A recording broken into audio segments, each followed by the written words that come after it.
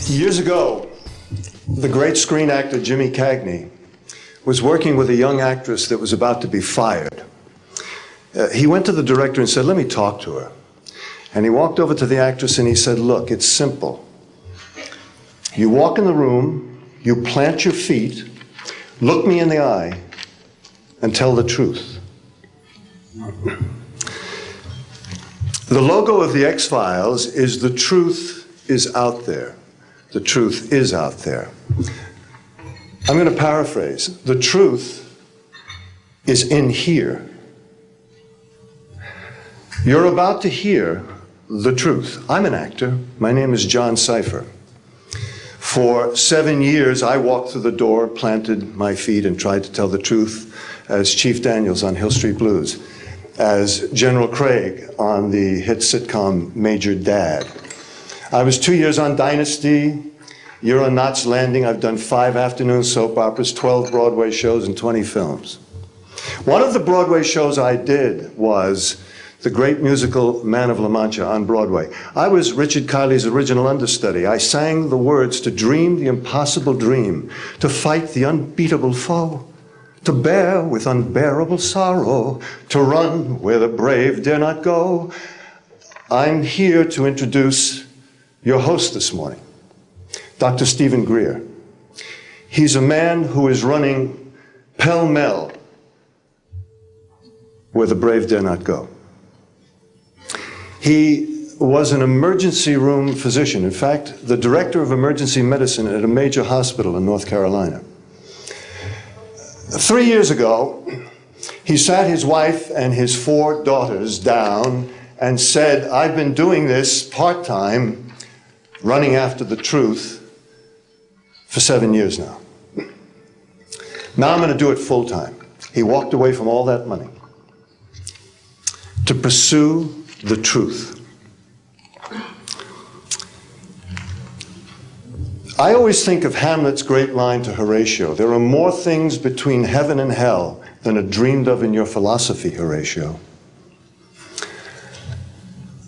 I'm going to introduce a man who says, there are more things between heaven and hell than any of us have accepted.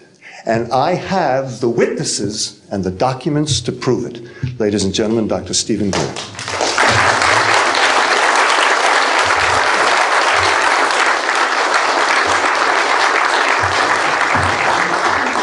Thank you very much, John. Members of the press, the American public, and people of the world. We are here today to disclose the truth about a subject that has been ridiculed and questioned, denied for at least 50 years. The men and women who are on this stage and the some 350 additional military intelligence witnesses to the so-called UFO matter and extraterrestrial intelligence can prove and will prove that we are not alone. I would like to thank Sarah McClendon, who is with us today, the famed White House correspondent, for her sponsorship of this meeting. Thank you very much, Sarah.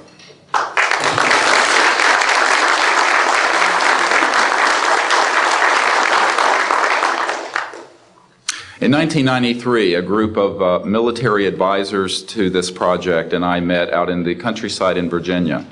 And we decided that it was time for civilians, military, intelligence, and other people to come together to disclose the truth about the subject which is called UFOs. Since that time, I have personally briefed a sitting director of Central Intelligence, James Woolsey, President Clinton's first CIA director.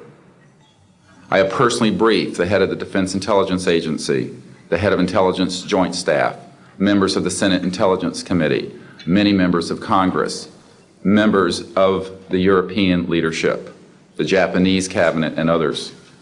And what I have found is that none of them are surprised that this is true, but they are uniformly horrified that they have not had access to these projects.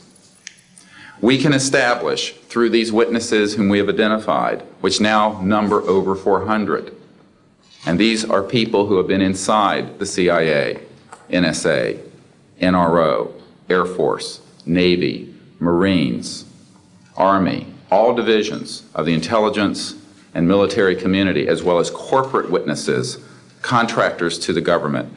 And these are folks who have been involved in so-called black budget or covert unacknowledged projects. These unacknowledged special access projects are taking in at least $40 to $80 billion per year.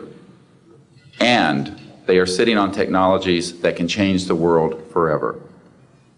The reason we are coming forward now is that we are asking for the U.S. Congress and for President Bush to move towards an official inquiry and disclosure on this subject. It has the most profound implications for the human future, for the U.S. national security, and for world peace. Specifically, technologies connected to UFO and extraterrestrial vehicles, if declassified and used for peaceful energy generation and propulsion, would solve the looming energy crisis definitively, would end global warming, would correct the environmental challenges that the Earth is facing. It is also critical that we begin to debate as a society the propriety of placing weapons in space. If indeed, as we can prove, it is true that we are not alone and that space is territory which we are sharing with other civilizations, it could be a very imprudent, destabilizing thing to place weapons in space. This is not being debated because it is off the national and international radar screens. It needs to be placed on it, and we are here today to do it. We can establish through this testimony that these objects of extraterrestrial origin have been tracked on radar going thousands of miles per hour, stopping and making right-hand turns, that they use anti-gravity propulsion systems, which we have already figured out how they work in classified projects in the United States, Great Britain, and elsewhere. That these objects have landed on terra firma, at times have been disabled, and have been retrieved specifically by teams within the United States, that extraterrestrial life forms have been retrieved, and their vehicles have been taken and studied thoroughly for at least 50 years. We can prove through the testimony and documents that we will be presenting that this subject has been hidden from members of Congress and at least 2 administrations that we are aware of, presidential administrations, and that the Constitution of the United States has been subverted by the growing power of these classified projects, and that this is a danger to the national security. There is no evidence, I wish to emphasize, that these life forms from elsewhere are hostile towards us. But there is a great deal of evidence that they are concerned with our hostility. There are times when they have neutralized or rendered inert the launch capabilities of intercontinental ballistic missiles. Witnesses here today will describe those events to you. They have shown clearly that they do not want us to weaponize space, and yet we are proceeding down that dangerous path. And it will be established that these projects, because they have not been supervised properly by the Congress, by the U.S. President, by the international community, have become a threat to the national security. And for this reason, we feel we must disclose the facts. This is the beginning of the campaign for disclosure. And in a memo that I wrote to President Bush last week, I've stated that this campaign will persist until our goals are met, and they are as follows: that we have open, honest hearings on the subject in the U.S. Congress, that there be a permanent ban on the weaponization of space or the targeting of any objects of extraterrestrial origin, that there be a full and complete study of classified technologies connected to this subject to see how they could be properly declassified and applied for peaceful energy generation so that the world may get off of fossil fuels in enough time to prevent greater ecosystem damage, or war over the looming energy crisis, which is sure to sweep the Earth in the coming decade. This is a matter of the most pressing import. It has been ridiculed, yes. I know many in the media would like to talk about little green men. But in reality, the subject is laughed at because it is so serious. I have had grown men weep who are in the Pentagon, who are members of Congress, and who have said to me, what are we going to do? Here's what we will do. We will see that this matter is properly disclosed, and these courageous witnesses, the first 21 of over 100 that we have already interviewed on videotape, have stepped forward to speak the truth. Now, I expect people to be skeptical, but not irrationally so, because these men and women have come forward and they have their credentials, they can establish who they are, and they have been first-hand witnesses to some of the most important events in the history of the human race.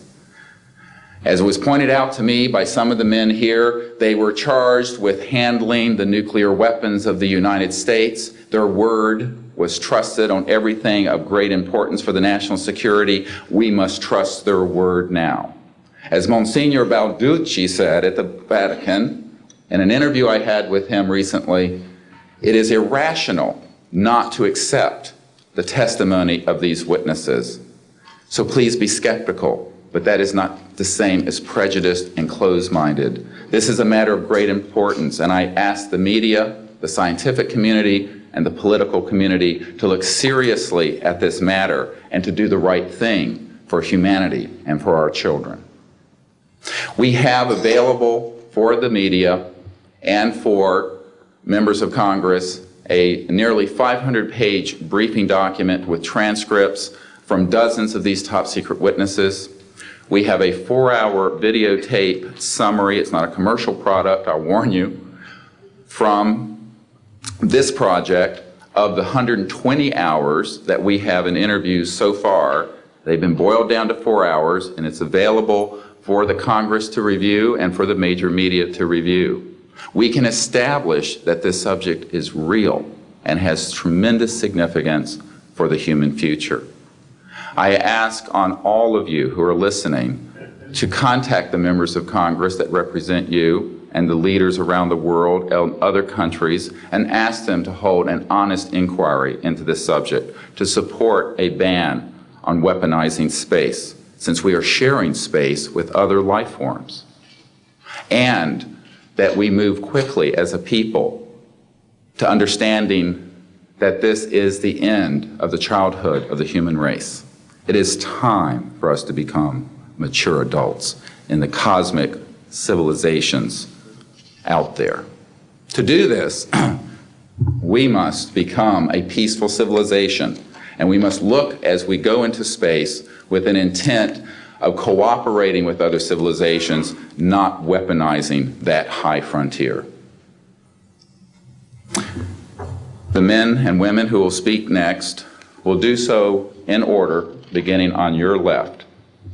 They will introduce themselves. I ask for the media to refrain from questions until each witness has spoken briefly about who they are and what they have personally been involved with or witnessed in their government, military, or government-connected careers.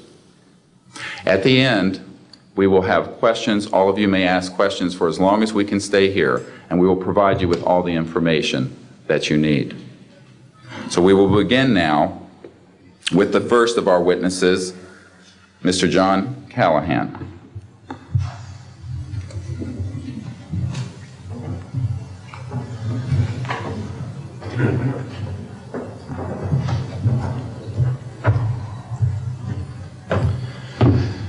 My name is John Callahan. I'm a retired FAA employee. I was the division manager for the Accidents Evaluation and Investigation Division in DC. About 2 years before I retired, I received a call from Alaska region where the region wanted to know what to tell the media. When I questioned, tell the media what, he says about the UFO and It went downhill from there. What UFO? It turned out I told him what any government employee would do at that time was to tell him it's under investigation. And then I had him send all that data to the FAA's tech center in Atlantic City. The next day, my immediate boss, service director, Harvey Saphir, and I went to Atlantic City. I had just purchased a new video camera, and I videoed the event. In Atlantic City, we had them play back on a scope, you would call it a scope, a plan view display, PVD, exactly what the pilot seen or what the controller seen, and we tied that in with the voice tape so we could hear exactly what the controller said and what he heard, and we taped it. We came back the next day, briefed the administrator, Admiral Ingen, on what happened. He wanted a 5-minute briefing. After we started the briefing, he wanted to know if he could see the video. We put the video on. He watched the video, the whole video. The next day, he set up a meeting for me to give a dog and pony show to President Reagan's scientific staff and whoever they brought over, and to hand off all that data to them. That morning in the FAA round room, it was either 9 or 10 o'clock, 3 men from Reagan's scientific staff, 3 CIA people, 3 FBI people, and I don't remember who the other guys were, along with all the FAA experts that I brought with me that could decide or talk about the hardware and the software, how it worked. We put on a dog and pony show. We let them watch the video. We had all the data there. We had all the printouts that the computer put out. They got all excited over it. When it was all done, the CIA, one of the CIA men told the people they were now sworn to secrecy, that this meeting never happened and this event never happened. When I asked him why, I thought it was probably just a stealth bomber at the time. He says, well, this is the first time that we have recorded radar data on a UFO, and these guys are going to get all excited, drooling over all this data. I said, well, you're going to tell the public about it? And he says, no, we don't tell the public about this. It would panic the public. He says, we're going to go back and study this. I said, okay. It was what he was going to do. Now, I've told this story many times, and I get sometimes funny looks from people.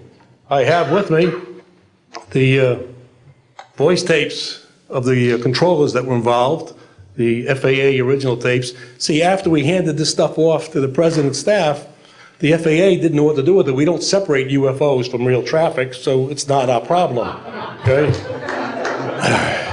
I have a copy of the original of the video that we took, which is rather interesting.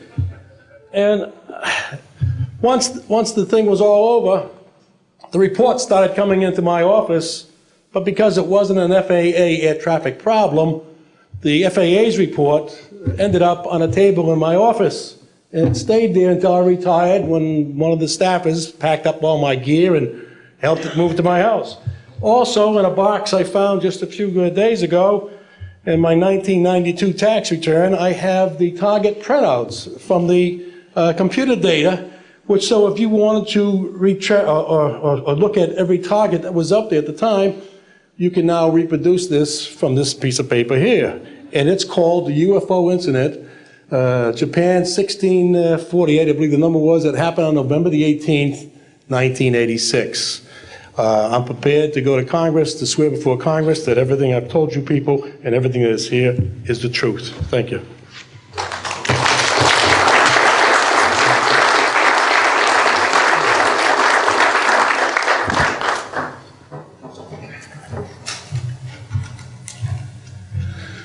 Good morning. I hope you'll pardon me. I'm a little bit nervous. My name is Charles L. Brown. I'm a Lieutenant Colonel, U.S. Air Force, retired, subsequently 7 years with the Foreign Service. I like the name Charlie Brown, a gentleman by the name of Charles Schultz, of great talent, sort of elevated the name, if you will. During World War II, I was a young farm boy from West Virginia. I got the patriotic bug, joined the United States Army, ended up flying bombers in Europe, and ended the war transport in the Pacific. Finished college in the summer, late summer of '49, recalled to active duty in the newly formed United States Air Force. I was assigned to an organization called Office of Special Investigations. The Air Force, as most of you know, was formed in 1947. OSI, as a central investigative agency for the Air Force, was formed, I think, in 1948. So everything was relatively new. Needless to say, starting in 47, UFOs were rather new. The Air Force Intelligence, or Air Technical Intelligence Center was at Wright-Patterson Air Force Base, and I had my office in a building adjacent to it. And our organization was the worldwide investigative agency for the Air Force for any unidentified flying objects. This lasted for about 2 years. The project name was known as Project Grudge. It was a predecessor to a project known as Blue Book, which Ed Ruppelt headed. During my experience with it, I would collect the data from, I didn't collect it, it was sent into my office. I analyzed it. As a pilot investigator, I was able to offer some bits of advice to the Air Technical Intelligence people. Now, you might visualize a massive office, but as I recall, we had a first lieutenant, a secretary, and a technical sergeant. That was the essence of Project Blue Book when it started, or Project Grudge, Blue Book, and expanded somewhat. During the review as an analyst of these various documentary reports, if you will, or documents, I became clearly convinced that there was substance to what was being reported, in that we had ground visual, ground radar, airborne visual, and airborne radar confirmation of some of these sightings. The individuals who made the sightings were everything from airline pilots, military pilots, police officers, some of the people that your lives depend upon on a daily basis. These are very reputable and credible people. I hope that the testimony here from very credible people will convince you of that and will further Steve Greer's disclosure project, in that pressure needs to be brought to bring this to the attention not only of the Americans, but of people all over the planet. These vehicles have been seen and confirmed all over the planet. I am willing to sign a sworn statement or testify to my judgment and to what I have observed. Such things do exist. Please believe me. Please believe those who follow me. Thank you.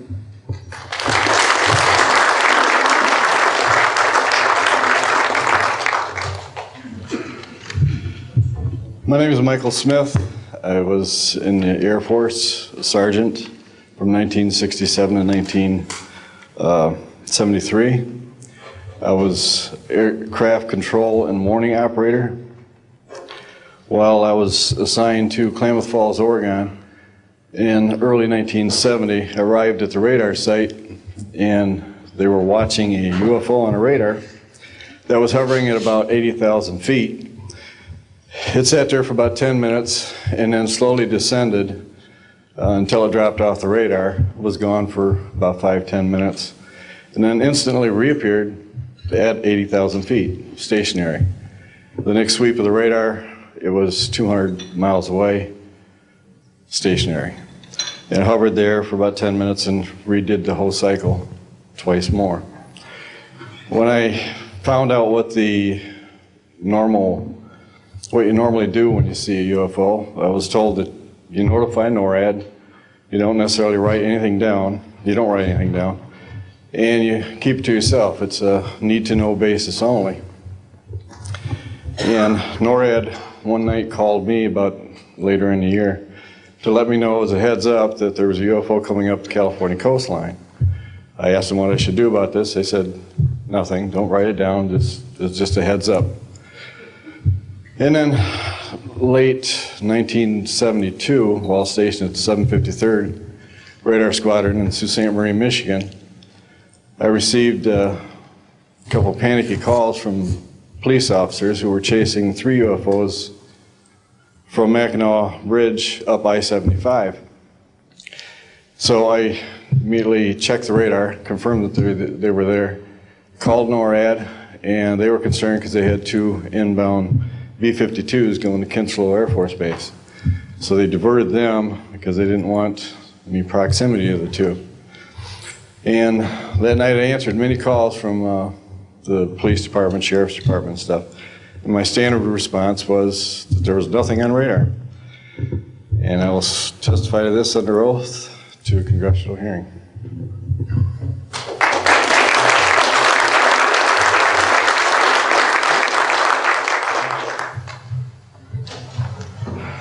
Good morning. My name is Enrique Colbeck. I am a traffic controller. I'm sorry for my English. I'm so scared. I'm not accustomed to talk in front of a lot of people. I'm here because I'm being a witness in a voluntary way on my work. I work in Mexico City as radar controller and the International Airport of Mexico. And I'm going to give an example about this science that we have in Mexico for several years, and this issue happens a lot of times on my country, unfortunately. For example, in March 4, 1992, we detected 15 objects west side of the Toluca airport, that is very close of our international airport at 50 miles more or less. Then July 28 of 1994, we have almost a collision or something that we can name in that way with an international flight, domestic flight of Aeromexico 129, commanded by the pilot Raimundo Cervantes Ruano, that has a trash or something about in his main landing gear in the right leg. That's occurred tonight at 10:30 more or less. Then in the next week, the same year, in the same moment, the Aeromexico Flight 904 has another almost collision that was reported for the pilot Corso, the Capitan Corso, at 11:30 in the morning, and we detect that object on a radar suddenly, just for a moment. Then in the next week we have a lot of sightings reported by the pilots that give us information about the weird traffic or something, bright lights and different times, and we detect some of them in that week. But in September 15 of 1994, we have a detection about 5 hours more or less on a radar and a new equipment that we believe that that equipment was working in not a good way, because it's not human that you have detection by 5 hours of the same object and apparently without movement. Well, we concur with the technical persons of radar in our country that the radar system was working well, and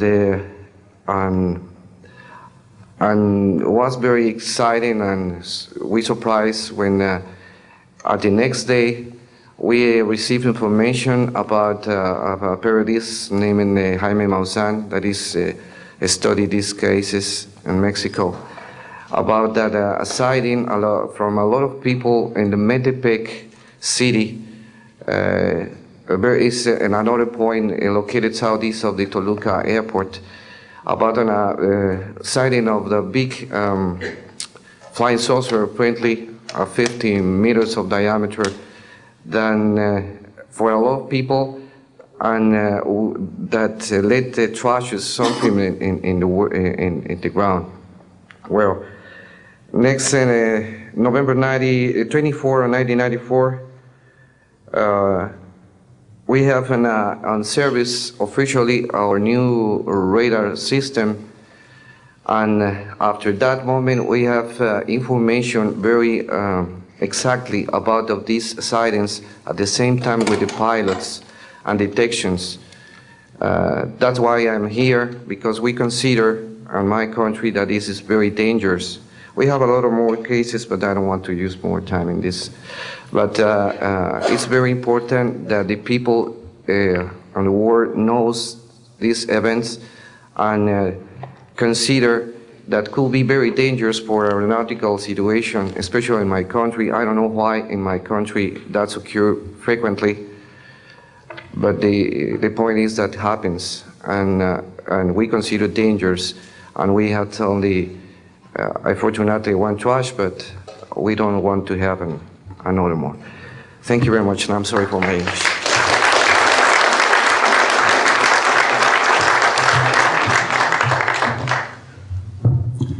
My name is Graham Bethune. I'm a retired Navy commander, pilot, had a top secret clearance. 50 years ago, February the 10th, 1951, I was flying from Keflavik, Iceland to Argentia, Newfoundland. It was at night, it was dark. About 300 miles outside of Argentia, I saw a glow on the water, like approaching a city at night. As we approached this glow, it turned to a monstrous circle of white lights on the water. We watched this for a while, the lights went out, there was nothing on the water. Next thing we saw was a yellow halo, small, much smaller than whatever it was launched from, and that was 15 miles away, up to our altitude. Because of the trajectory, I disengaged the autopilot, shoved the nose over to try to go under this thing. And at that time, I heard a noise underneath. I thought maybe it hit us. It was actually some of the crew members ducking, and they collided, and a couple of them were injured. Then it appeared over to the right and moved out slowly and flew with us. It was still not at our altitude, but we could see the shape of it. It had a dome. We could see the coronal discharge. I went back aft, let the other pilot, Al Jones, take my seat to see what the passenger's reaction was. Came back to the cockpit, told him not to report anything simply because what the psychiatrist had said to me, maybe they would lock us up. So basically, the instruments in the cockpit, we had 4 or 5 failures. In the area of magnetic compass, the electromagnetic effect, an area of directional finders, and this type of thing. The craft was tracked by radar in excess of 1,800 miles an hour. It never did get to our altitude. We had 31 passengers, plus the psychiatrist and the crew members that all cited this at different areas. When we landed at Argentia, Newfoundland, we were interrogated by the Air Force, an excellent interrogation, Captain Paulson. When we landed at the Naval Air Test Center here at Patuxent River, we were required by Navy intelligence to make out individual reports. Out of the National Archives, I have the 18-page official Navy and Air Force report. I've made up a report to straighten out all the truth. There's a stack of books out there this high that have written all of this up. So the truth is here. I will testify under oath before Congress that everything that I have said is true.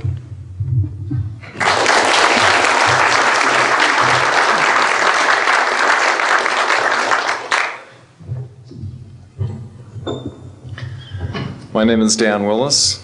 I was in the United States Navy. I held a top secret crypto level 14 extra sensitive material handling security clearance. I worked in the code room at the Naval Communications Station in San Francisco. In 1969, I received a priority message from a ship near Alaska that was classified as secret.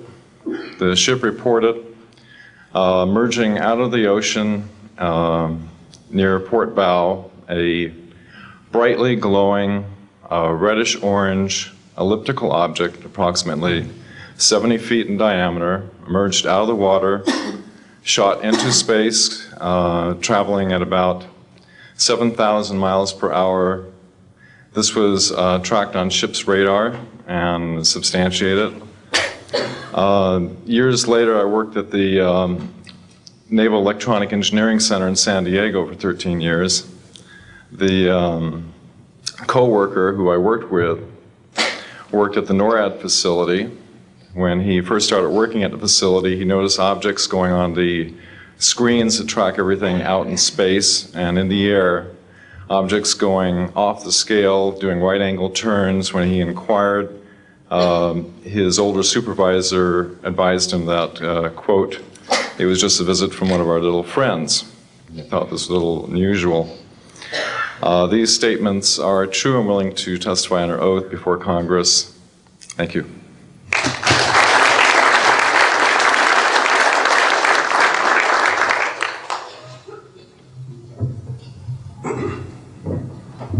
My name is Don Phillips.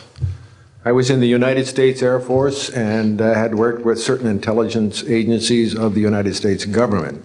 Prior to my Air Force, prior to joining the Air Force, I worked for the famous Lockheed Skunk Works.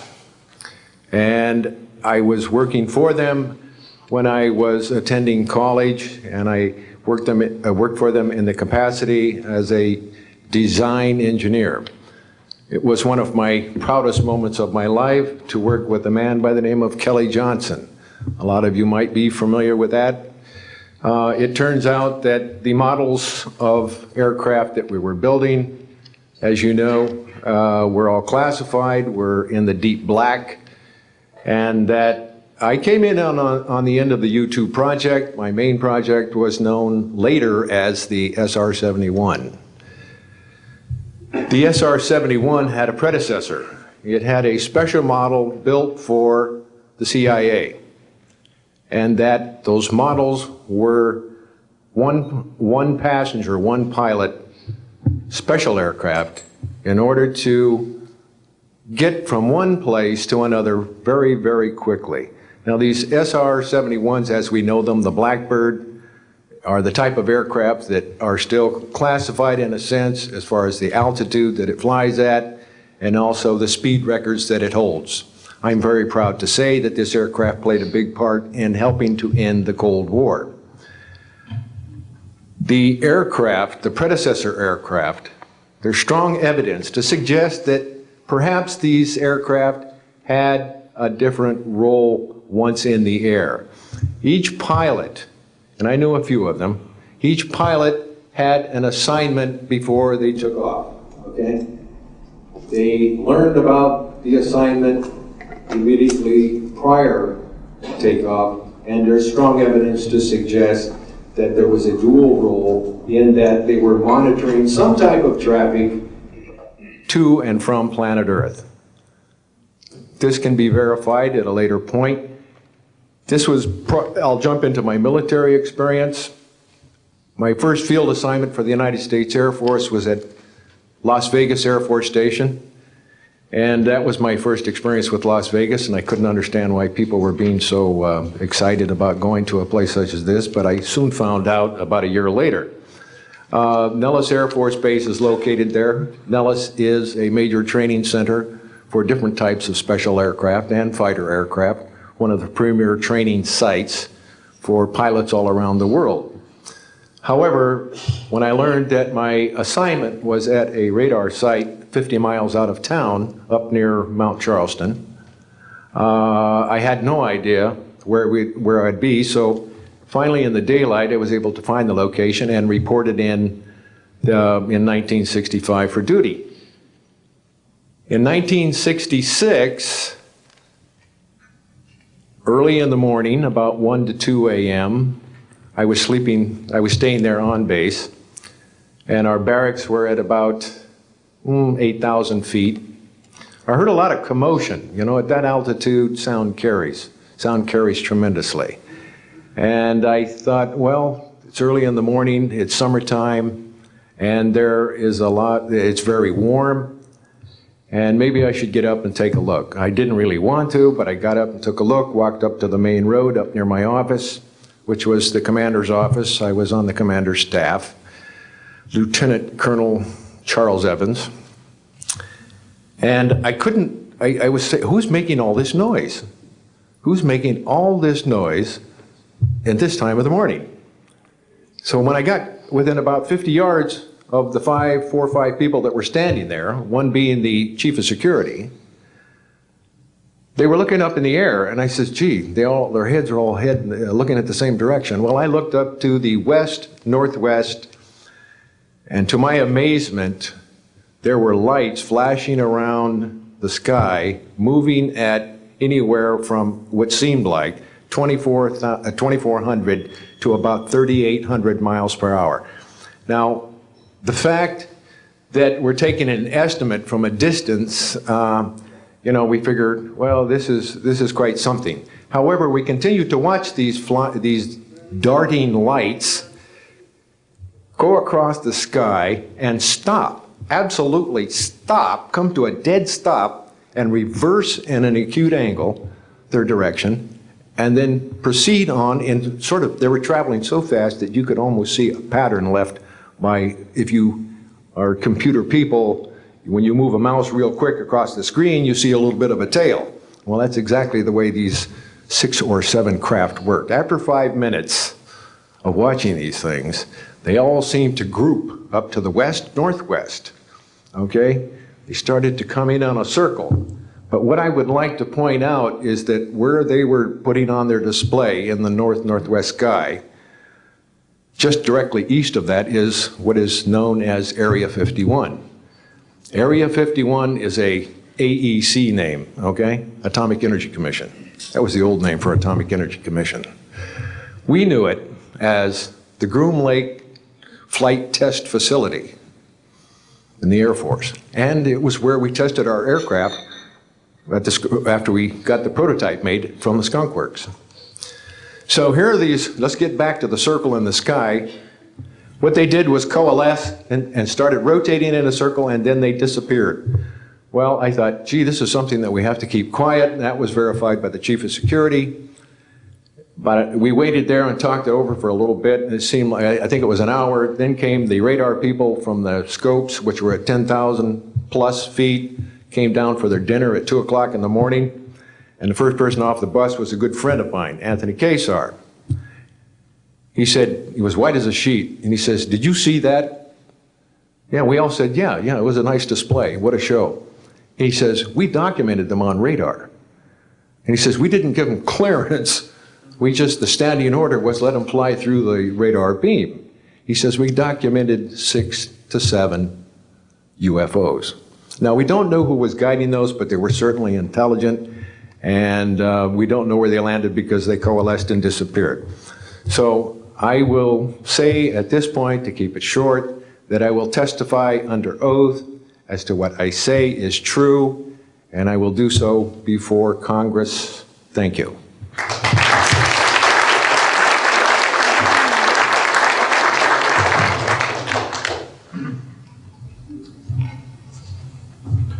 My name is Robert Solis. Contrary to what it says on the card, I was not a lieutenant colonel in the Air Force. I was in the Air Force active duty after I graduated from the Air Force Academy in 1964 until 1971 and separated as a captain. In March of 1967, I was stationed at Malmstrom Air Force Base, Montana, as a missile launch officer, Minuteman missiles. On an early morning of March 16th, 1967, I got a call from my security guard, primary security guard upstairs. We had about 6, as I recall, flight security airmen upstairs. I was downstairs 60 feet underground in a capsule monitoring and controlling 10 nuclear-tipped Minuteman missiles. I got a call that morning that they were seeing strange lights flying in the sky. I disregarded that call. Told them to call me when something more significant happened. I got another call subsequent to that call, and this time it was a more intense tone in the guard's voice. It was very clearly very frightened. He said there was a bright, glowing red object hovering outside the front gate. It was oval-shaped. He had all the other guards out there with their weapons drawn. Right after that call, I woke up my commander, who was on a rest period, Fred Mywald, a retired colonel now, and told him about the phone calls. As I was telling him about the phone calls, my weapons started going down, one after the other. They went into a no-go condition, what we call a no-go condition. They were unlaunchable. We lost somewhere between 6 and 8 weapons that morning. within minutes of having received that second phone call of a UFO hovering outside the front gate. Again, that morning, after reporting it to the command post, we were informed that a very similar incident happened at Echo Flight. I was at Oscar Flight. They lost all 10 of their weapons under similar circumstances, very similar circumstances, where UFOs were sighted over the launch facilities. They had maintenance crews and security crews out there that had spent the night, and they were reporting UFOs over those sites. And the commander of that flight was Eric Carlson. He also separated as a captain, and the deputy commander was Walt Fiegel, retired as a lieutenant colonel. We have those witnesses that I just mentioned, the names I just mentioned have spoken of this event before, and they will back up this story. We also have documentation that I received through FOA requests from the Air Force outlining the Echo Flight incident, and including in that documentation a reference to UFOs. We have telexes covering this incident, and in one telex it says the fact that no apparent reason for the loss of 10 missiles can be readily identified is cause for grave concern to this headquarters. This was from SAC headquarters. So we've got those telexes. I've got about 12 witnesses that'll verify parts of this story, including of a man who investigated the incident afterwards for the Air Force, and you'll hear a little bit more about that from the next witness. And also another guard that witnessed a UFO in that same time period, and another officer who retired a full colonel who had other reports of UFOs. Ancillary to that, excuse me, I've got the complete report on a Minot, North Dakota incident. That was Minot Air Force Base, North Dakota, which happened in August of 1966. Very similar, UFOs sighted over missile silos, and also a UFO incident that was investigated by the Air Force immediately after our incident within a week. I'm willing to testify to the truth of all these matters that I've spoken about this in front of Congress under oath. Thank you.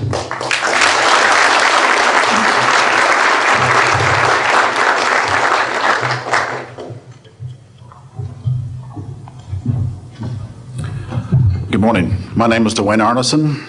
I served 26 years as a communication electronics officer in the U.S. Air Force, all over the world, including Vietnam. I was lucky to be selected to be commander of 3 different units in the Air Force. I held a top secret SCI TK clearance, and for those who know, it is slightly above top secret. I retired in 1986 as a colonel at Wright-Patterson Air Force Base in Ohio. I would like to relate about 3 different experiences, if you will, that relate to UFOs.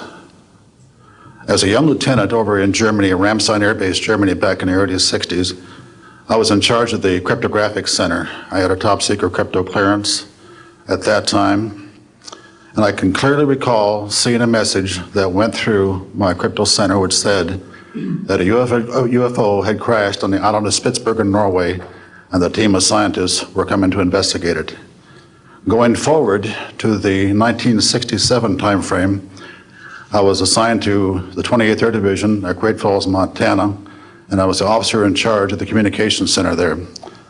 Also, I was a top secret control officer for the division. I had a crypto account. I was an account custodian, and I also passed out nuclear launch authenticators. During that time, I can recall seeing a message come through that communications center which said, basically what Bob just got through talking about, is that a UFO was seen near the missile silos and the missiles were deactivated. Coincidentally, The person that Boeing sent to investigate the particular missile conditions, if you will, what made them shut down, was my first manager at Boeing, Mr. Bob Kaminsky, who has since passed away. And I can recall him on different occasions. He lived close to me in Auburn, Washington. That's where I'm from. And he said, Arnie, he says, those missiles were perfectly clean. That was the result. So the one last incident concerned when I was as a commander of the unit in Great Falls, or in Caswell Air Force Station, Maine. I had contacts with the security police at Loring Air Force Base, and they told about UFOs that were seen near the nuclear weapon storage areas on Loring Air Force Base. And I'd be glad to testify to Congress that this is absolutely the truth. Thank you.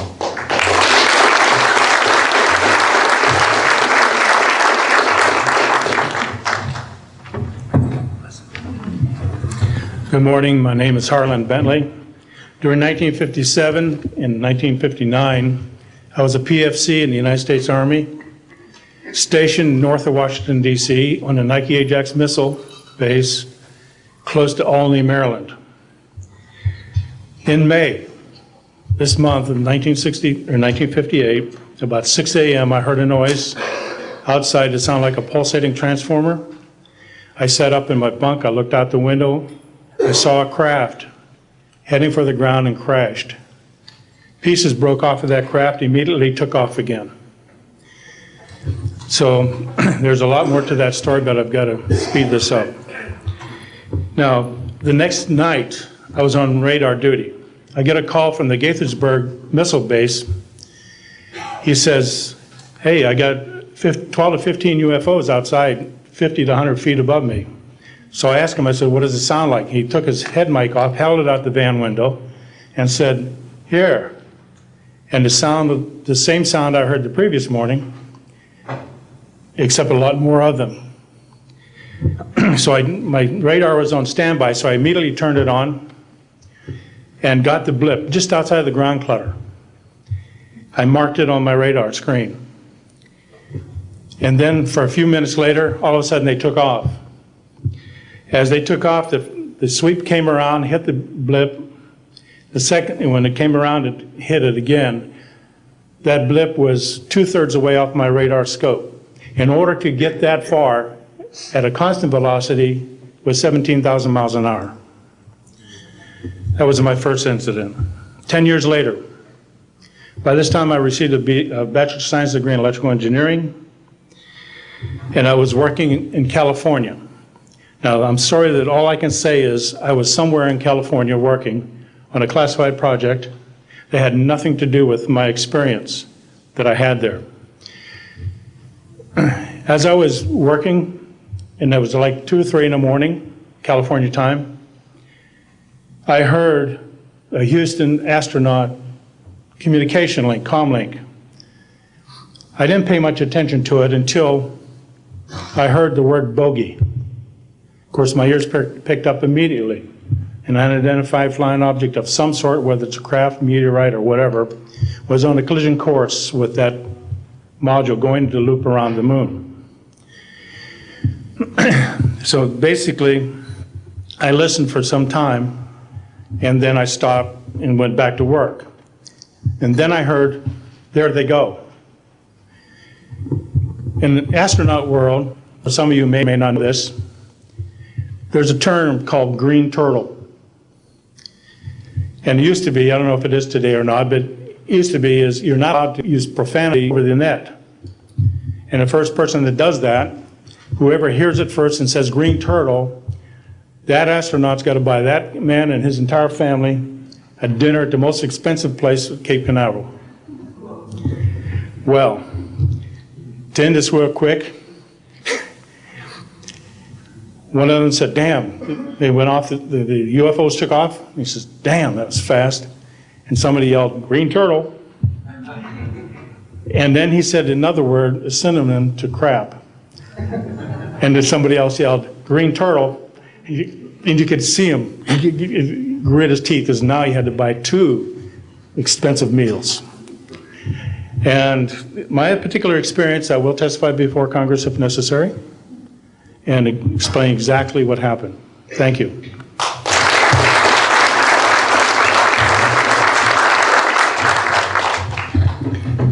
My name is John Maynard. I'm a retired Army. I retired as a Sergeant First Class. For my entire 21 years of service, I held a top secret clearance.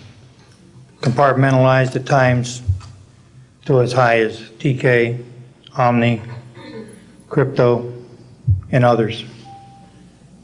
I had access to very, very sensitive documents. My testimony is basically two-pronged. One, I retired from DIA in 1980. When as an administrator, you take over an office, you take over everything and you sign for everything. And I signed for well over 2,000 documents. In order to sign and inventory those things, you have to read them. Not word for word, but basically I went through every document to make sure that it was complete. It was there as they told me. I turned my charge over to the next person, those same documents were there. So I got quite a good knowledge of what was going on in those documents, and believe me, there are many, many different references to UFOs. There was also NPIC pictures that shows that it would targeted objects that were casing you out. Now, I worked on the SALT 1 and SALT 2 areas for the office that I worked in. So we were taking pictures all the time for verification of nuclear disarmament. And there were some objects in those pictures that didn't belong there. The second prong to this whole thing is that a lot of people talk about conspiracies over a shadow government. I'm willing to testify before Congress that these black operations do exist. I nearly became part of it. But I saw the light, I think. Or was it? And I got out. And that's it. We have to disclose what we know. And I am willing to testify before Congress under oath, or before any other organization, that what I witnessed was true.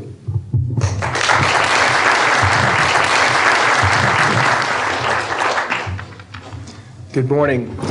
My name is Carl Wolf, and I was a precision electronics photographic repairman with a top secret crypto clearance in the United States Air Force. I was stationed at Langley Air Force Base in Virginia. In 1965, in mid-1965, I was loaned to the Lunar Orbiter Project at NASA on Langley Field. Dr. Colley was in charge of that project. They had problems with a piece of electronic equipment that was bottlenecking their production of photographs.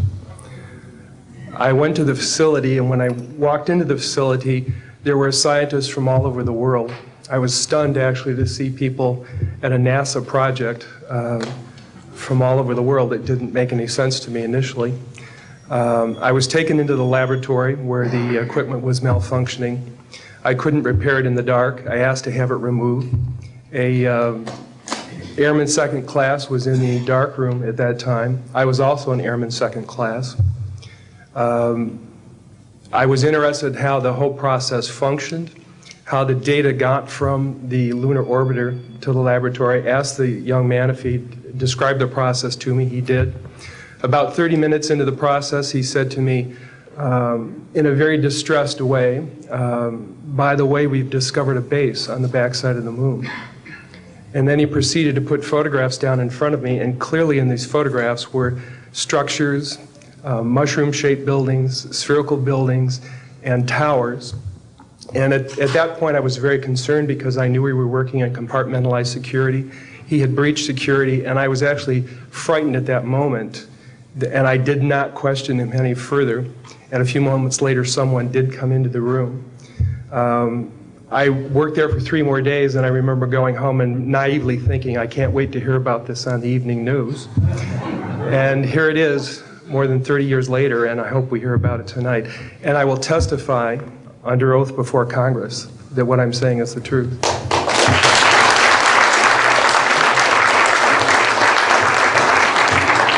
Thank you, Carl.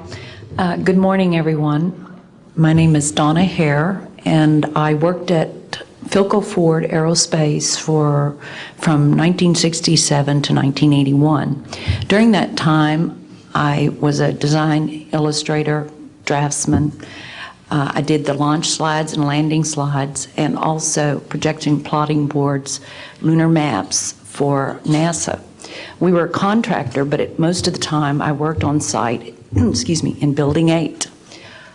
I had the opportunity to do extra work during downtime, which was between missions, and I walked into a photo lab, which was the NASA lab across the hallway. I had a secret clearance, which is not that high, but I was able to go into restricted areas, which this was.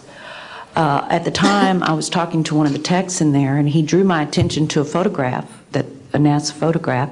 It had a dot on it, and I said, "What is that?" Well, he drew my attention to it, and I said, "Is that a dot on the emulsion?" And he said, and he's smiling, and he has his hands crossed, and he said, "Round dots on the emulsion don't leave round shadows on the ground." And this was an aerial photograph of the Earth, I'm assuming the Earth, because it had pine trees on it, and the shadows of the craft, or whatever it was, were in the same angle as the trees. And by its very nature, UFO, and I wanted to clarify that to a gentleman that was talking to me, means unidentified. So I did not know what this was.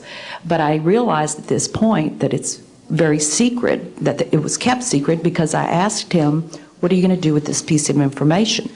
And he said, "We always airbrush these out before we sell them to the public."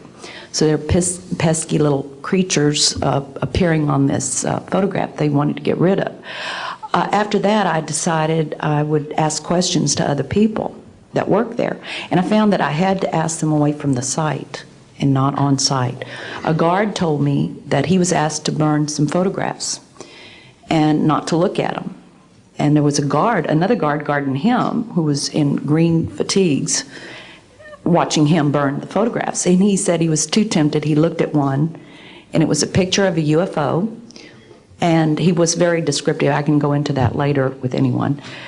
He immediately was hit in the head, and he had a big gash in his forehead. He was knocked out, and he's terrified, so he would have to be protected. Another incident, I knew someone in quarantine with the Apollo astronauts. He told me that the Apollo astronauts saw craft on the moon when we landed, and that is what he told me. And he also was afraid. He said that the astronauts are told to keep this quiet. They're not allowed to talk about it. So I do want to let you know that I worked out there for a number of years, and I ran into this. So it's not something everyone knows that works out there for a long time. My boss didn't know about it. Some people that sat right next to me didn't know about it. It's very strange, because I don't know how they can do it, but they can let some people know about it and then others not. I'm willing to testify before Congress that what I'm saying is true, and thank you very much. Thank you.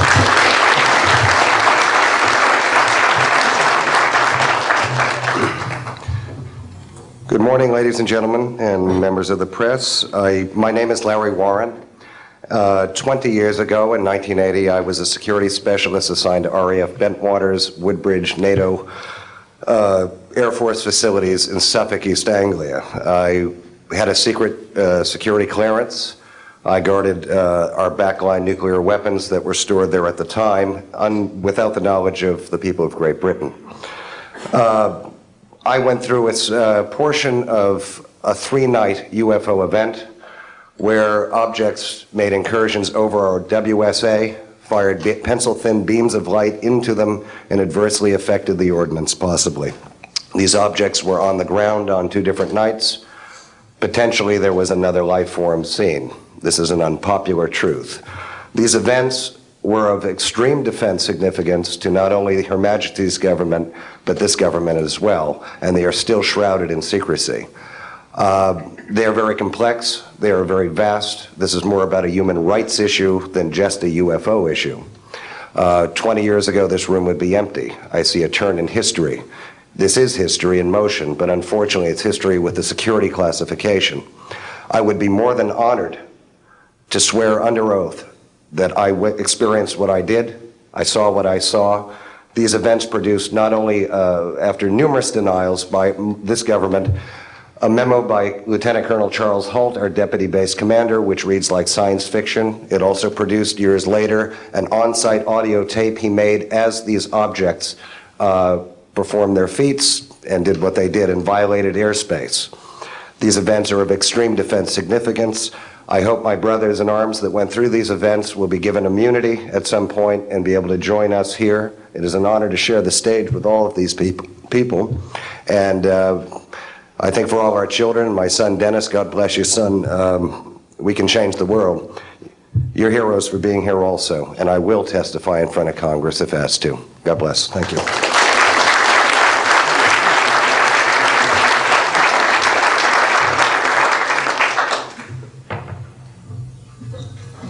Hi, my name is George Filer III.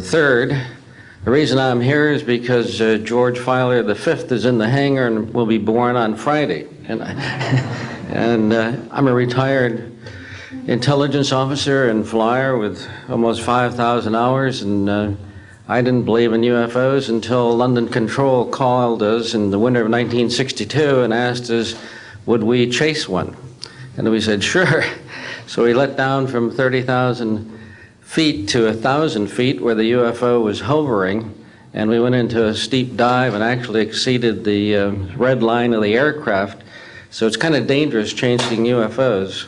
In any case, I was able to get the UFO on the aircraft radar at about 40 miles, and we could see a light out in the distance, and as we closed, we kept on picking up this radar return.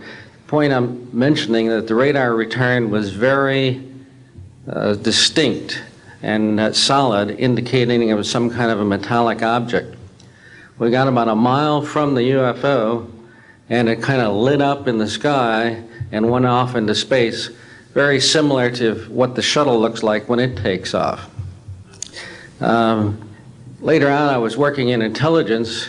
In Vietnam, I briefed General Brown about UFOs. When I was in 21st Air Force, in McGuire Air Force Base, I briefed General Glau about a UFO over Tehran, Iran in 1976. That two F-4s from the Iranian Air Force had taken off and tried to intercept the UFO. And when they turned on their fire control systems, they immediately went out. All the electrical systems went out. The planes had to return to base. This was particularly significant because it was also picked up on satellites. In 1978, on January 18th, I was going into the base. Every morning I did the briefing to the general staff, and I noticed that there are some lights off in the distance at the end of the runway there. And when I got into the command post, the senior master sergeant in charge said that there had been UFOs in the pattern all night. They're on radar. The tower had seen them. They gotten aircraft reports and so on. And that one had landed or crashed at Fort Dix. Fort Dix and McGuire are right together. And this is kind of like the Roswell of the East. But in any case, an alien had come off the craft and had been shot by a military policeman, and apparently was wounded and was heading for McGuire. So for whatever reason, the aliens liked the Air Force better than the Army, perhaps because they're shooting at them. But in any case, our security police went out there and found him on the end of the runway dead. And they asked me to brief the general staff, General Tom Sadler, and at the 8 o'clock stand-up briefing, and I said, I don't think I want to do this. You know, the general doesn't have a good sense of humor, and I'm not sure I believe this. So I did some checking, called the 438th Command Post, and everybody had pretty much the same story. And at 8 o'clock that morning, just before I went on, was going to brief this, and I was very worried about it. They said, don't brief it, that it's too hot, so to speak. That's pretty much my story, and I'm prepared to tell the story in front of Congress, and it is the truth. Now, because of this, I've stayed interested in UFOs, and I'm the Eastern Director of the Mutual UFO Network. And between the National Reporting Center and Peter Davenport and the MUFON, we get 100 reports a week on average of people from all over the United States that see these things regularly. And if you start checking, they're out there and they're low, and people are seeing them all the time. And these are highly qualified people, all of whom essentially give us the reports by email. Thank you.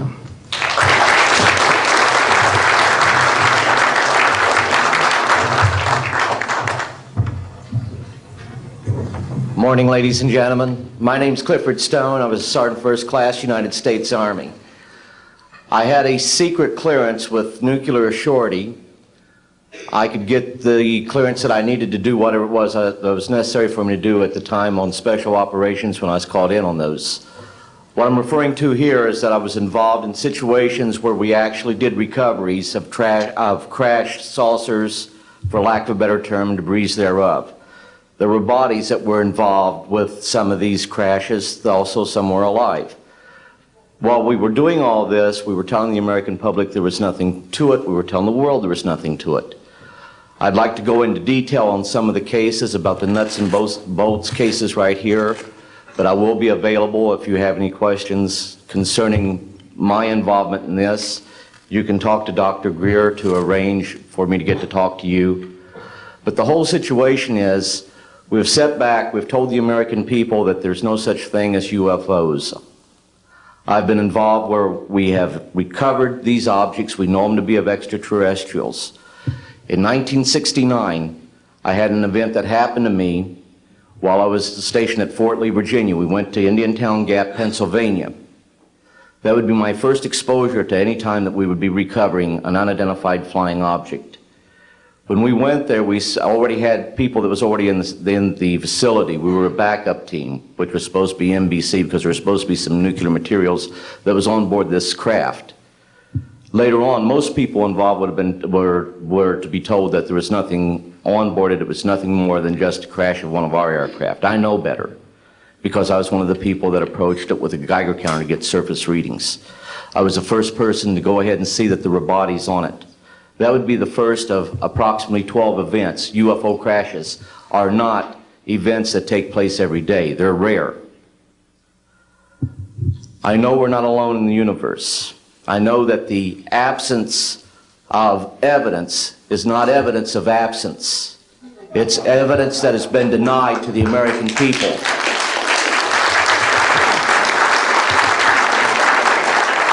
I stand before you today in my almighty God, and I tell you this. If Congress calls me in and says, will you testify in detail what you know, I stand here today prepared and ready to do just that. Governments must never lie to the people for no reason. Thank you.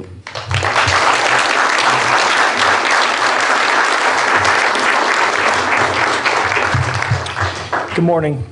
My name is Mark McCandlish, and for the last 21 years, I have worked as a conceptual artist for a variety of defense contractors.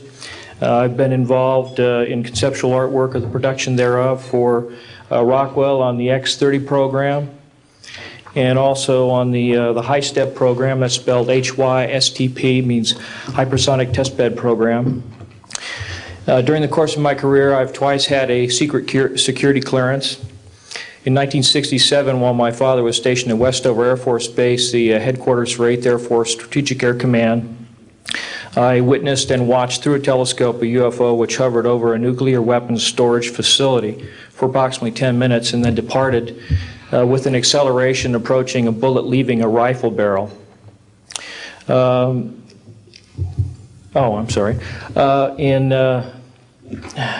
1988, in November, a college buddy of mine, an associate by the name of Brad Sorensen, informed me that he had personally witnessed 3 flying saucers at a very large hangar at Norton Air Force Base during the course of an air show that was held on Saturday, November 12, 1988.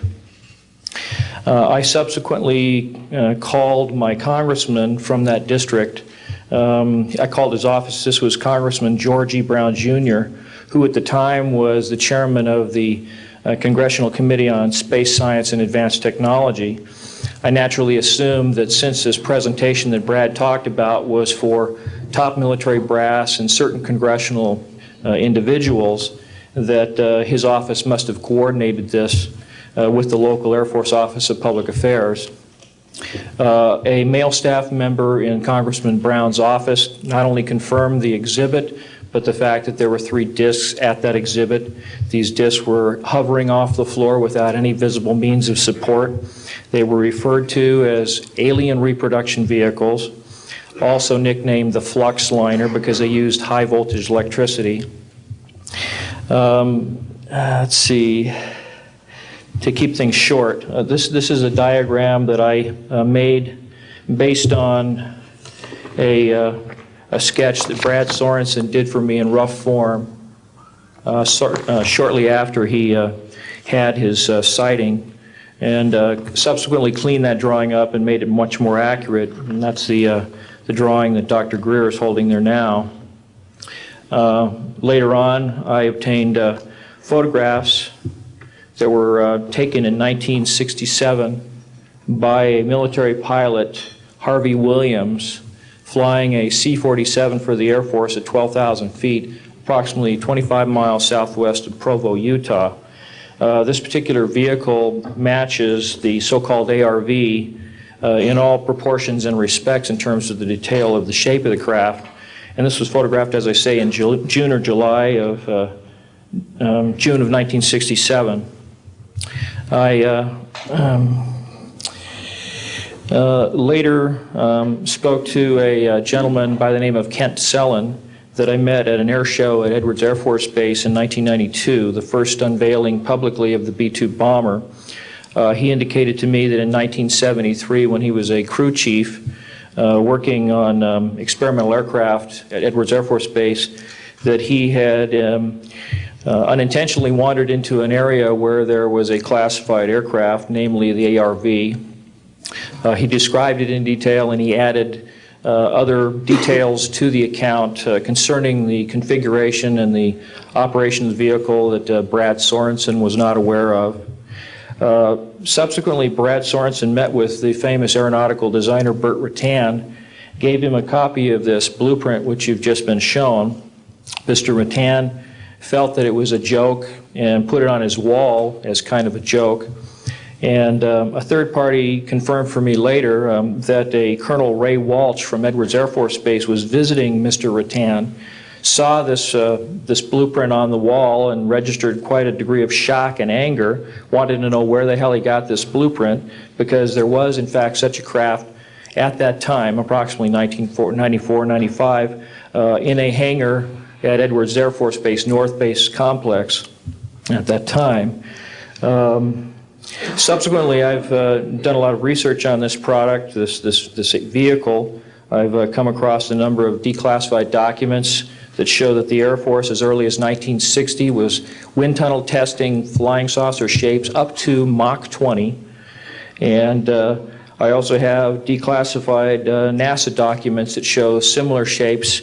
In fact, this is the document here that more or less details the wind tunnel testing up to Mach 20. This is the NASA document right here that was declassified, and it shows a variety of spherical and lenticular shapes that were flight tested up to, or I should say wind tunnel tested up to Mach 6. I subsequently obtained a copy of an interoffice memo from Hercules Aerospace that describes a particular type of science involving something called zero-point energy and scalar waves. According to Brad Sorensen, this is the basis of the technology for these anti-gravity propulsion systems. This particular document here describes 6 different meetings involving the Defense Intelligence Agency and cooperative efforts with the Russian scientific community in investigating this, what is called the fundamental enabling technology that was originally discovered apparently by Nikola Tesla in the early 1900s. Anyway, I could provide you much more detail at a later time, and I am prepared to testify in detail concerning these events and their truthfulness before Congress. Thank you very much.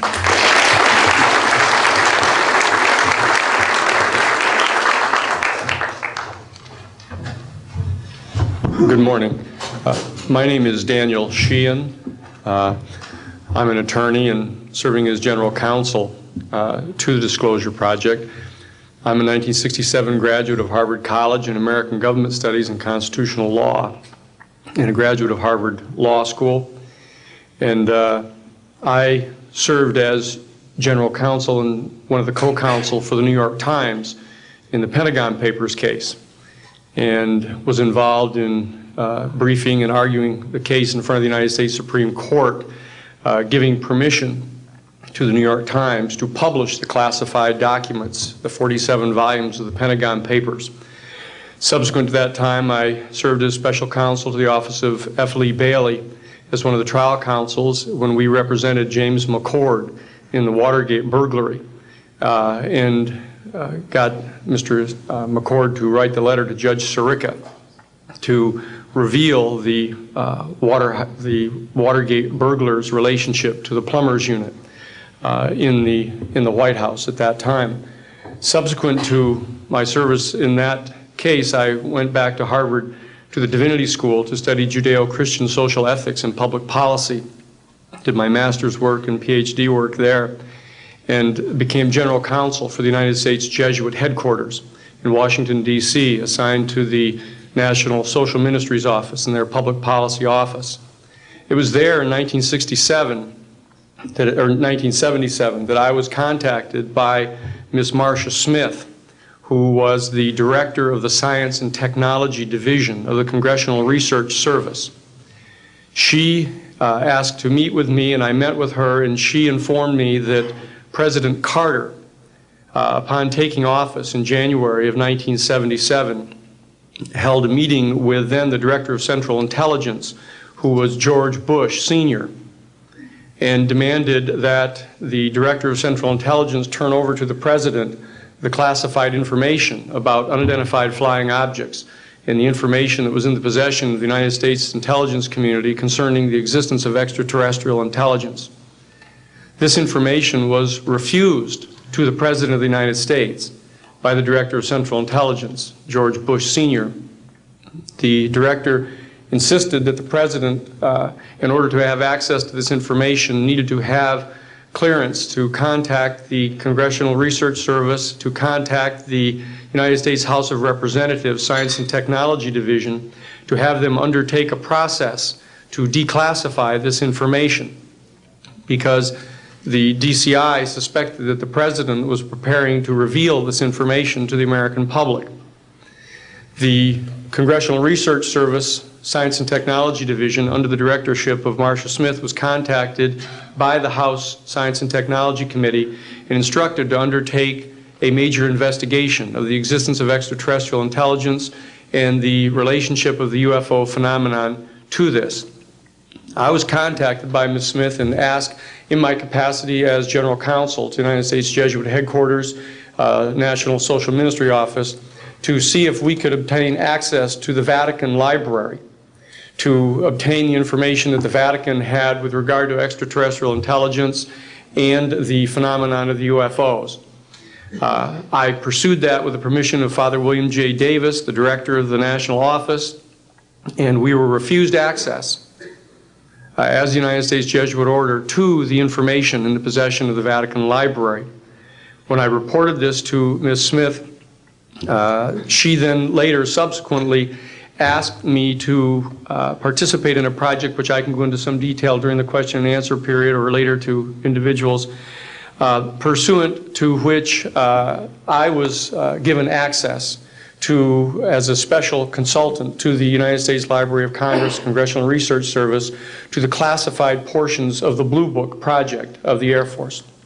At that point, it was in 1977, approximately May of 1977, I went to the Madison building of the United States Library of Congress. There was no one in the building at that time. It was brand new. I was directed to a basement office where there were two guards at the door and a third sitting at the table who took my identification, verified that I'd been designated as a special consultant to the Congressional Research Service of the United States Library of Congress, and was admitted to the room.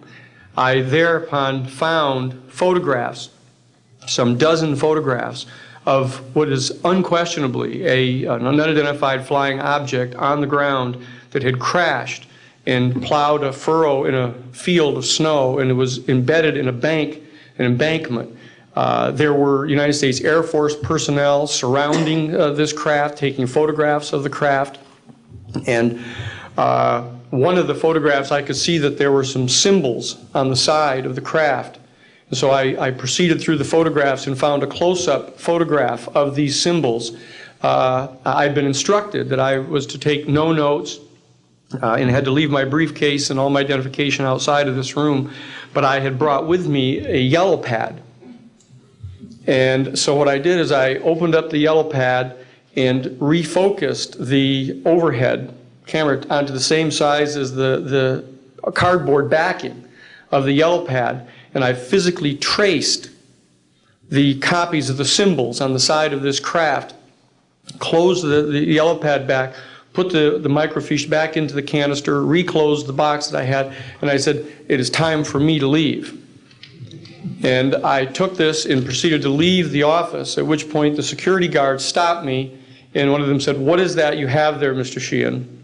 At which point I handed the yellow pad to him, and he flipped through all the yellow pages and never found the copy that I had. And so I took that with me and brought it to the United States Jesuit headquarters, had a meeting with the staff, with Father William J. Davis, reported this to them, was authorized at that time by the United States Jesuit headquarters to make a report to the National Council of Churches and to request that the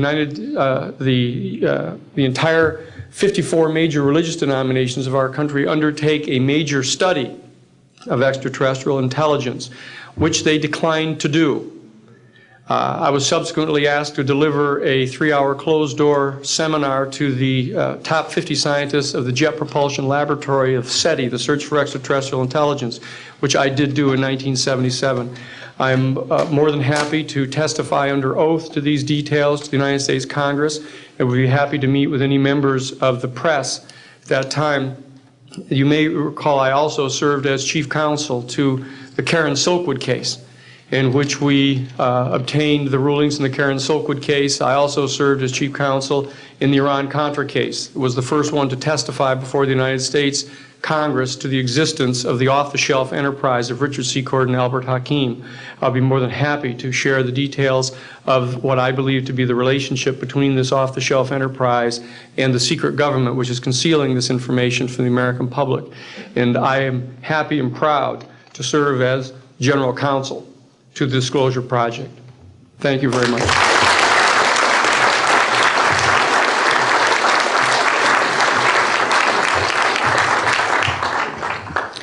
Good morning. My name is Carol Rosen.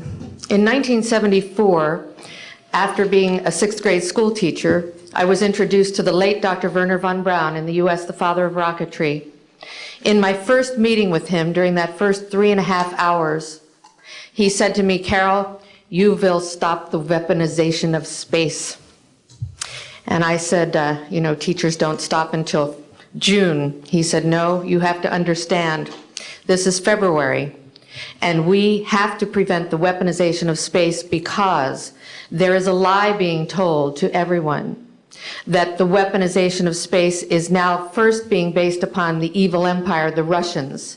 There are many enemies," he said, "against whom we're going to build this space-based weapon system. The first of whom was the Russians, which was existing at that time. Then there would be terrorists. Then there would be third world countries. Now we call them rogue nations or nations of concern. Then there would be asteroids." And then he would repeat to me over and over, and the last card, the last card, the last card would be the extraterrestrial threat.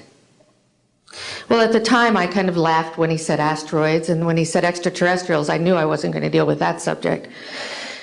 And now we hear on the news just today, this week, that they've slid in another enemy. Only this time we're going to protect our satellites. In other words, we have to have some reason to spend these trillions, to waste these dollars on a space-based weapon system, and they're all lies. This is a system, he told me, that would never protect anyone. Even back then, he talked about suitcase bombs. He talked about chemical, viral, bacterial, biological warfare, that these space-based weapons would never protect us against.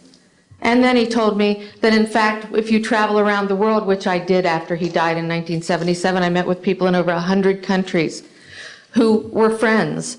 They didn't want to build space-based weapons. I became a space and missile defense consultant, and I worked with people around the world. I became an advisor to the People's Republic of China. They don't want to build a space-based weapon system, and he told me back then that they didn't. He said, go to Russia. They're considered to be the enemy. I got on a plane by myself. When I got to Russia, I had a list of people that I had read out of the newspaper. Chernenko was in office then. He was the only one I didn't get a chance to meet. They introduced me to everyone when I got there. And when I got back, I said, oh my Lord, this man is telling the truth. There is no threat. And I've been waiting until this day for 27 years, and I'm expecting the spin to happen, because he also explained to me that as a military strategist, as a person who worked on the MX missile, which I did later, he said, you will find that there is going to be a spin to find some enemy against whom we have to build space-based weapons. And now we should expect the spin, because he said part of the formula for the intelligence community is if they might have a weapon, then we have to consider that they do have these weapons. So now they do have these weapons, so now we have to build these weapon systems. And that's the formula, except that it's all based on a lie. And we have witnesses here today that have shown you that these extraterrestrial beings, that these craft that have come here are now not UFOs, they're identified flying objects, and we know that they have beings in them. And we have witnesses here who have told you that they can shut down our missile silos, they can stop a rocket going into space that's a test. We have witnesses here who have worked in the classified departments, who have the courage to come forward here to support what Wernher von Braun told me back in 1974 to 77. And I will testify before the Congress that when I founded the Institute for Security and Cooperation in Outer Space, which I shut down a few years ago because I didn't believe we had a chance with this huge, integrated around the world, complex weapon system, that we had any chance at all of transforming that war industry into a space industry that could provide benefits, like Dr. Greer has said, of global warming. We can end that situation of that problem. We can end the energy crisis. We can build now non-polluting technologies. Wernher von Braun used to tell me that we could have cars back then that drove around off the ground. He described this to me on beams so that we have no pollution on this planet. And we can solve the problems of the people that are urgent and potential, and the other animals and the other cultures on Earth and in space.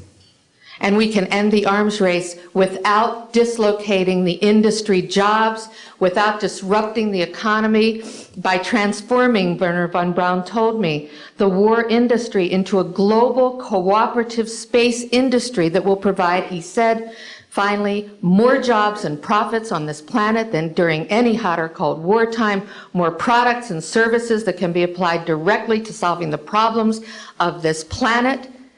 And we can have a whole planet now that lives in peace on Earth, with all the cultures on Earth and with all the extraterrestrial cultures in space. And these are words that Wernher von Braun told me in 1974, and I will testify before the Congress under oath about everything I have said and more.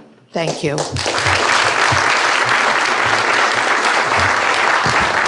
Thank you very much. I'd like to thank each of the witnesses and for your patience. We're running about 50 minutes late, and I do apologize for that. I want to emphasize that all of these witnesses each could speak for probably anywhere from 2 to 5 hours about what they have witnessed. We were trying to give you a snapshot. We have another 400 of these witnesses. I have carried this burden for 8 years. I'm now giving it to you, the American people and the people of the world, to take it forward. What I'd like to do now is open the audience for questions from the media. You may address them to me or to an individual witness as you deem appropriate. Yes, ma'am. Yes, Maribel Gonzalez with Reforma, Mexican newspaper. I have 3 questions. One is, Yes, I wanted to know if there are laws in this country that in some way allowed this kind of secrecy or not.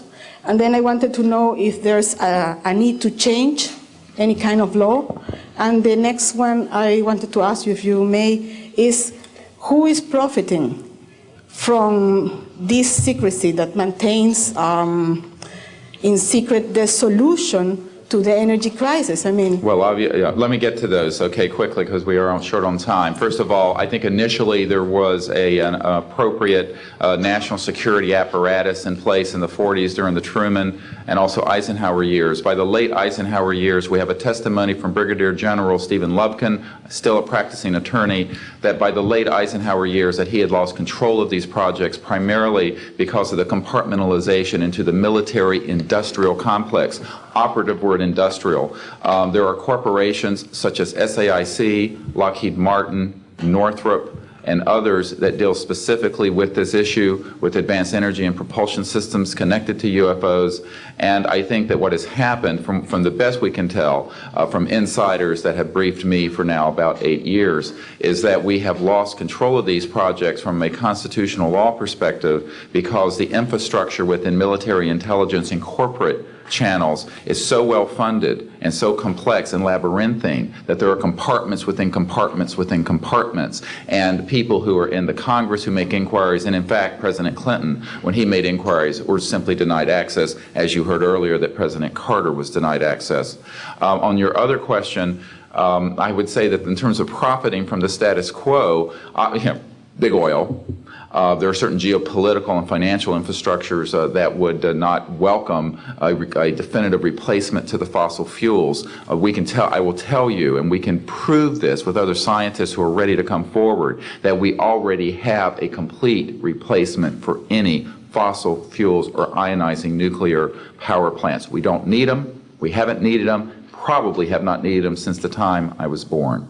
Now, of course, this is a major issue. You're talking a multi-trillion-dollar global infrastructure change. And so this does hit the alarm bells at the National Security Council economics area. However, what is more serious to the national security?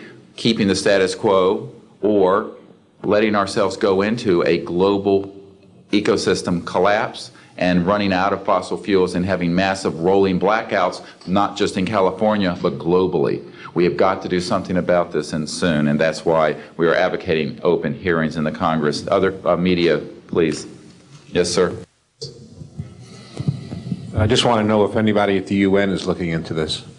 I personally met with Boutros Ghali's wife, Aliyah Ghali, who said that her husband was quite concerned about this. This was in the 1990s. Since then, we know that there have been other people at the UN who've made inquiries.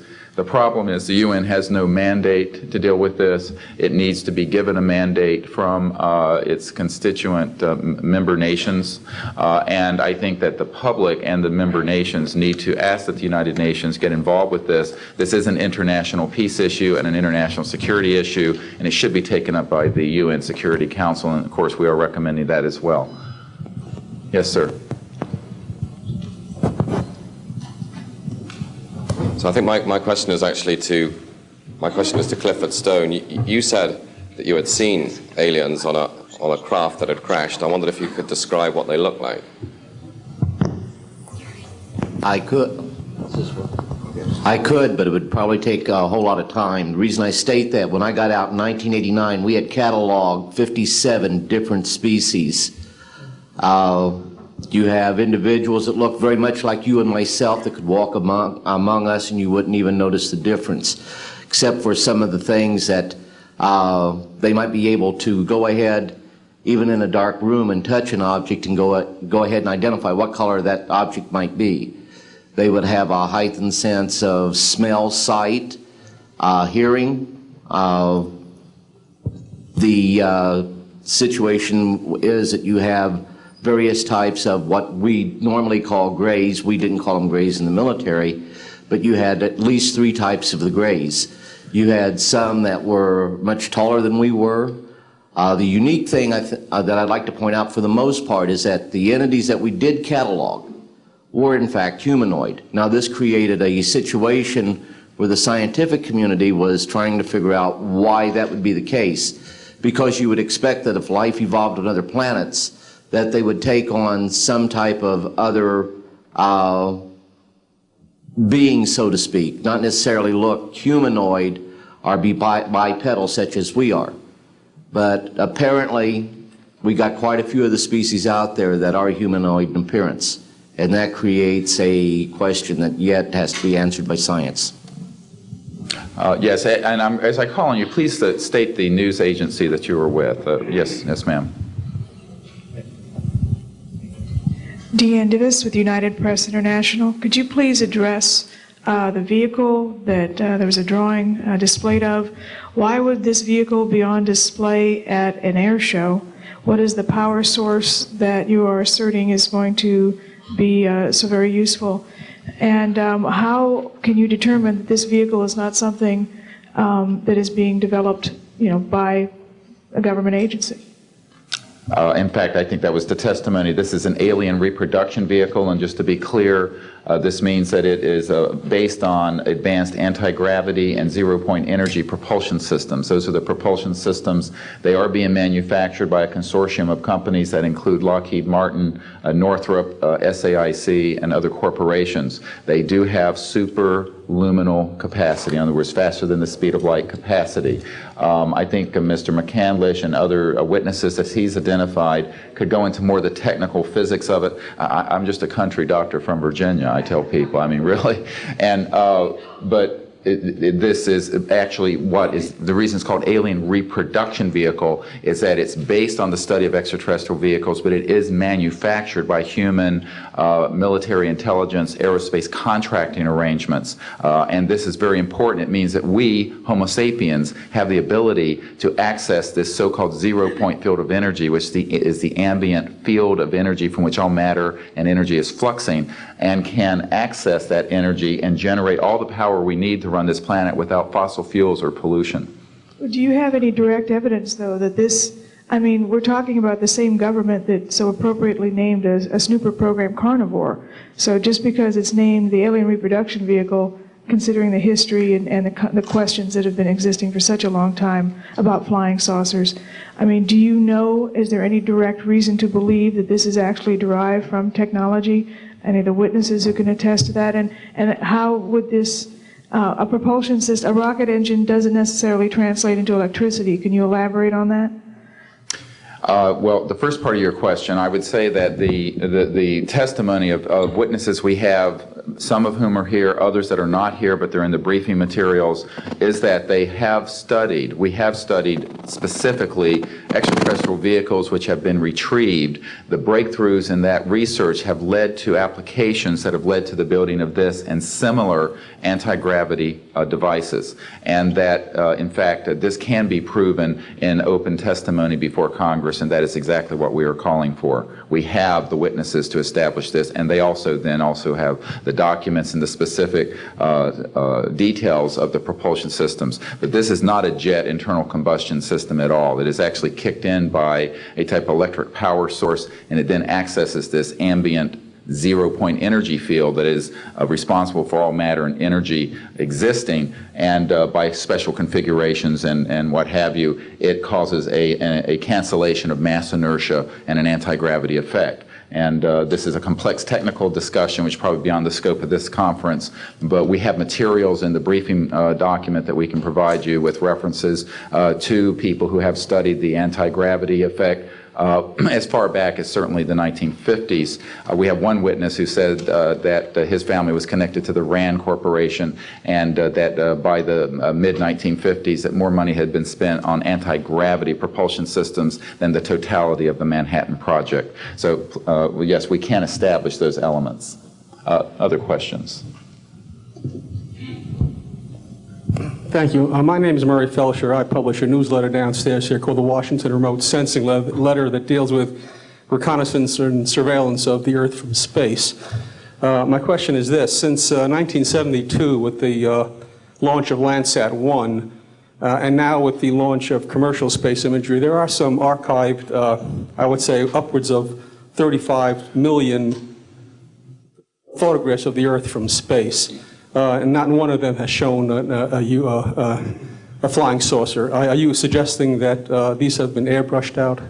We're suggesting that there is a system before the public gets hold of anything that's off of a government-connected satellite. There is a compartmented operation that does indeed sanitize them from this type of evidence. And I think the testimony of the gentleman who was with the Defense Intelligence Agency, Mr. Maynard, Ms. Hare, and others would substantiate that. We have other witnesses who have been involved in projects where such items have been sanitized out. It could also be that if you did a thorough search, you might find a few that slipped through. We obviously haven't had the research dollars to go through all the millions of images that are cataloged to look for them, but we do know there's been a very thorough sanitizing of this. And people should not be naive about the extent to which covert programs using billions of our tax dollars have been able to effectively hide this. This is one of the sort of myths of both the media and the public. It's sort of a Pollyanna myth that we live in a society where such things could not be done. In fact, they are done, and we can prove that they have been done. These entire proceedings here, and I'm wondering how your screening process went. Can you tell us a little bit about your satisfaction level with that? Well, I'm very satisfied that these are genuine and good people who are speaking truthfully. Out of the 400 people that I'm dealing with, not 20 times this number, have I been fooled? Yeah. I'm an emergency doctor. Let me say something. People come into the emergency department with flank pain, writhing on a stretcher. What have they got? A kidney stone, right? Yeah, well, some of them go into the bathroom, prick their finger, and squeeze blood into the water, the urine sample, to show that they have blood in their urine so they can get a narcotic injection. Now, have I been scammed as an emergency doctor? Who has I'm bright enough not to kind of know when I'm being scammed. But have I occasionally? Yeah. Is it possible? It's possible. Is it likely? No. And here's what's more important. You don't not treat or accept the testimony or the history of every patient that comes in with flank pain and assume that they're lying just because you've been scammed once or twice. This field, you make a very good point, is filled with hoaxes and scams and what have you. It doesn't mean, however, that all of it is. And in fact, what we're saying after 8 years of research, we have found the documents, the top secret witnesses, the insiders willing to testify under oath before Congress that this is true. Now, here's another key point. Some of the people who are in this witness pool, Mr. Sheehan, myself, and a couple of other attorneys, are members of state licensed professions. And what that means is that if we are perpetrating a hoax, we will lose our license to practice medicine, we will lose our license to practice law, but we'll be perpetrating a hoax upon the public. So what I would say to you is that the group of people before you are very credible, and the others whom we have identified are. We are not the CIA. We have not been able to do a $50,000 background check on each person. I'll give you that caveat. But we have done very serious interviews and vetting. And by the way, these people have presented their DD-214s, their defense forms, other documentation that show the two DD-214s and others that show that they were in the military at a certain place and a certain time. So we're very comfortable that, in fact, that the weight of the testimony will carry the day here and that this is real. I had an insight, and it relates to your question. There have been tens of thousands of sightings and experiences from all over the world. Only one of them needs to be true. Because if only one of them is true, then the entire case, the non-reality of these sightings, falls apart.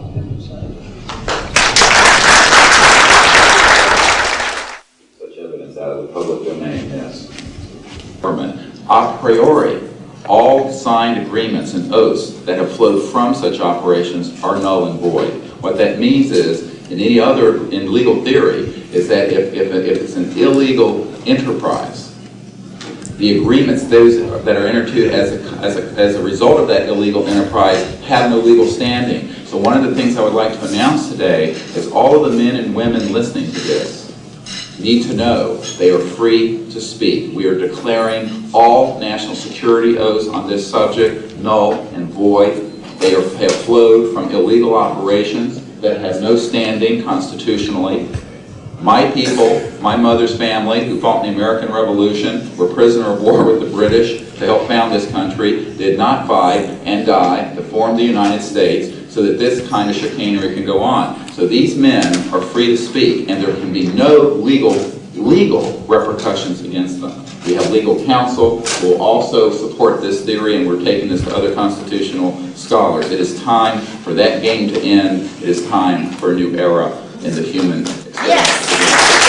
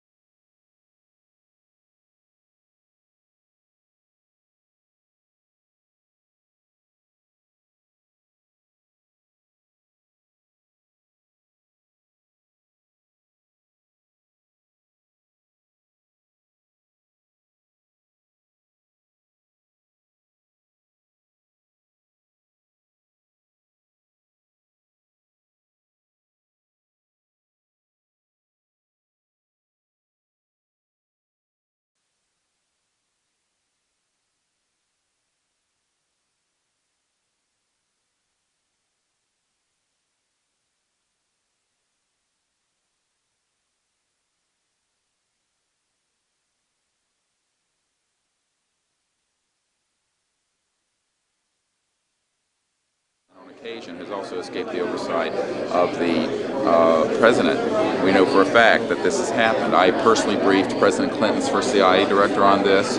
I was informed that they had no access to these projects, although they knew they existed. I was told the same thing by the senior investigator for the Senate Appropriations Committee, a man named Dick D'Amato, who in 1994 told me that there were somewhere between $40 and $80 billion a year going into these classified projects, and that he, with a subpoena on behalf of the Senate and a top-secret clearance, could not penetrate them. He told me these were the varsity team of all black projects, covert projects. So this is really serious stuff, and it brings into question have we gone down the road that Eisenhower warned us about a little too far when he said, beware of the military-industrial complex, that it can escape the checks and balances of our democracy. And I think on this particular issue, it in fact has, and it's time for the Congress to represent the people in this regard and to reassert its oversight of these projects. One last question. When you talk about putting the checks and balances back into place, talk about the passion of these people, if you would. How confident are they? Well, they know what they saw. I mean, these are men ranging from Air Force and NRO officials to people who have been contract agents for the CIA to people who have been pilots in World War II and are heroes of our country, the greatest generation that Tom Brokaw talks about. And so what I have to say to you is that these people know what they saw. They're not going to be speaking about anything except what they directly witnessed. And we're not talking lights in the sky and swamp gas. We're talking people who have actually retrieved extraterrestrial vehicles who are going to be here today. Very good. We'll take one picture of it. That's concrete and that's based on reality. But anyone who does further research in this field will find that they are not hostile. None of them are hostile.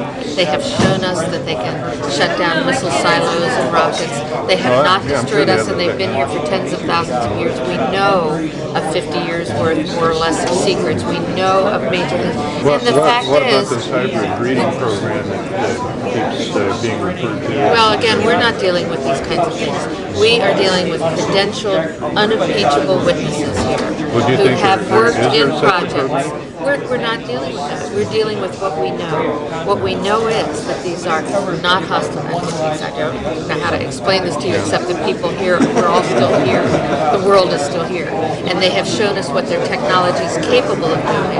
And you can yet imagine, and you can hear from witnesses who've worked in fields of re-engineering, back engineering, what kinds of technologies can come out of this to literally save people from the suffering that's going on right now. I don't doubt the possibility of that. Yes, and that's what this disclosure is about.